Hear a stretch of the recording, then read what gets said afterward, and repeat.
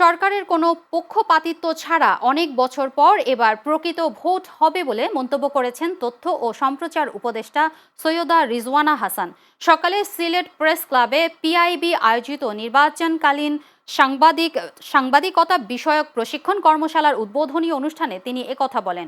রিজওয়ানা হাসান বলেন, একটি স্বৈরাচারী শাসন ব্যবস্থা যখন থাকে তখন সকল ব্যবস্থাতেই তার লোকজন ঢুকে পড়ে, মনস্তত্ত্ব সেরকম হয়ে যায়। এর বিপরীতে দাঁড়িয়ে এবারে নির্বাচন আয়োজন করা হচ্ছে একটি গণ অভ্যুত্থানের শক্তির ওপর দাঁড়িয়ে। সেখানে পরাজিত শক্তি বাধার সৃষ্টি করতে পারে এমন আশঙ্কা প্রকাশ করেন তিনি।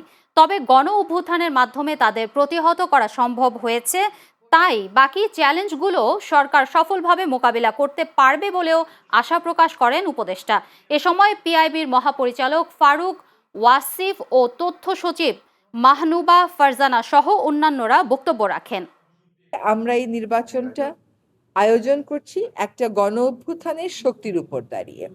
সেখানে পরাজিত শক্তি কিছু বাধার সৃষ্টি করতে পারে, সে বাধাগুলো আমাদেরকে মোকাবেলা করতে হবে। আমার তো মনে হয় পরাজিত শক্তির